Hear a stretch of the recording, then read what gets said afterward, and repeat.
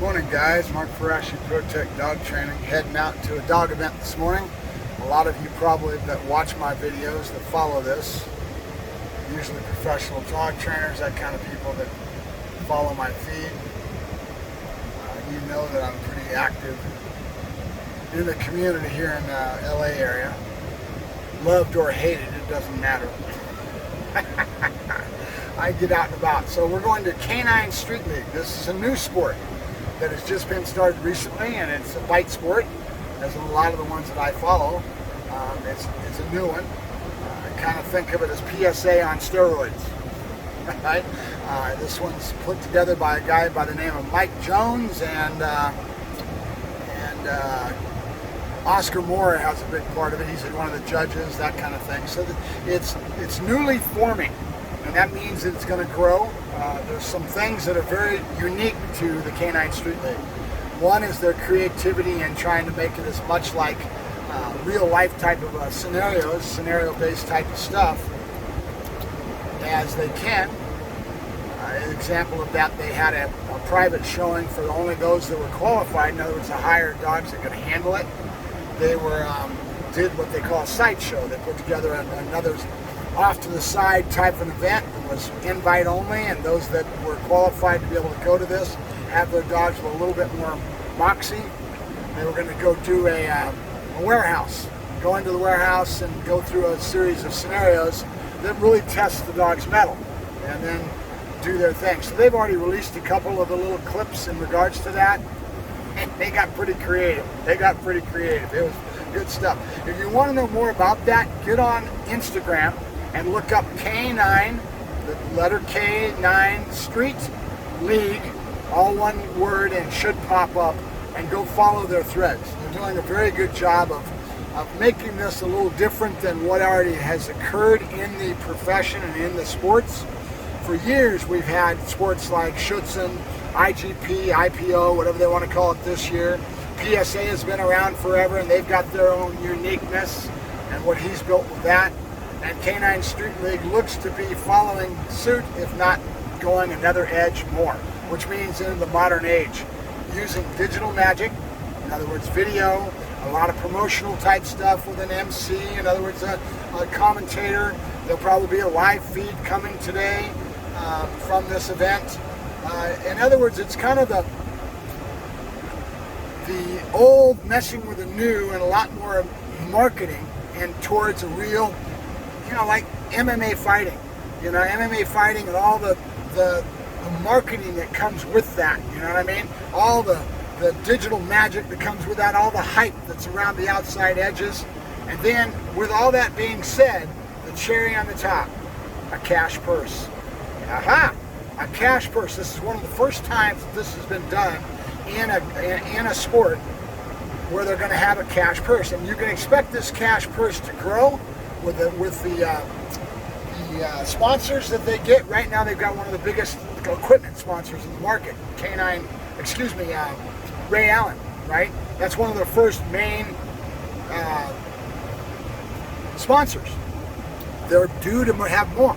Another thing that they're doing is they're doing a good job of putting vendors into the show, making it family friendly, where it's a cool event to go to have a lot of, they've had sport events that had this, but not to this level, not to this level. And this has got a lot of potential. I predict that this thing is going to take off if they keep their organizational push and they keep moving towards it. Keep in mind, this is only the third trial. Okay, they had the first one that broke it in, then they had the second one that really kind of dusted off the entry league level competitors, right? And everybody's kind of seeing this morph and turn into what it's going to turn into. So it's got a lot of potential still to come. They haven't announced what they're going to do. They probably don't even know what they're going to do. They'll get creative as they go. Each one will get a little bit better, a little bit better. Remember, it usually starts out, they'll follow the same norm. They usually have an entry level, which means like your BH and Schutzen, right? Your dog has to go through that to show that he's got the control, to show that he's got a balanced temperament. That's important with any of these sports because they're bite sports, right? And then they get the competitors kind of interested in it. They bring in the newbies, you know what I mean? By doing that, they treat them with kindness. there'll be a lot of those folks out there today. Today will be the day of entry level, right? Tomorrow will be the leftovers of what's left of the entry levels that are coming into it. And then there'll be a 1. This is the first time for the 1, right? Which means that level 1, it'd be like a Schutzen 1, right? You got Schutzen 2, you got Schutzen 3. Each one of these, IGP now, IPO, whatever they want to call it, every sport has its own personality and its own flair. But like I said, this one is something special. I mean, they're reaching for some high benchmark. And as they keep reaching for that high benchmark, it's going to be hard to catch up to them, because it's going to get it's like a snowball, right? As it starts to build and it starts to get more and more underneath it, I predict that this one is going to be a good one. I mean, mainly because of their promotional slant. They have a full film crew. They have a full digital magic film crew, right? That makes it real special. That makes it something, because they're going to be able to keep that hype up, and the modern age of digital magic that will push it along. The people that can't go are now going to be able to watch this. You know, they had a few videos already released on that sideshow, and I was pretty impressed.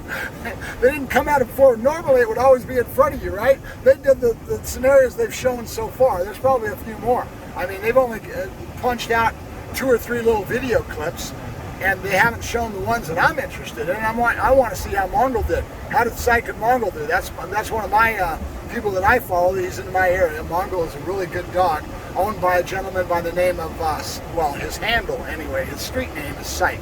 And everybody knows Psych. He's got a really good training facility down in LA, and he's got a really good dog. Mongol is the one to beat so far. You know, there's going to be some other dogs today that's gonna take Mongol down a peg, I think. I have a feeling that Mongol's going to feel the pressure now, because now it's no longer just entry level. Now it's going to 1s, and we're starting to get that snowball. It's starting to build, right? It's going to be a good one.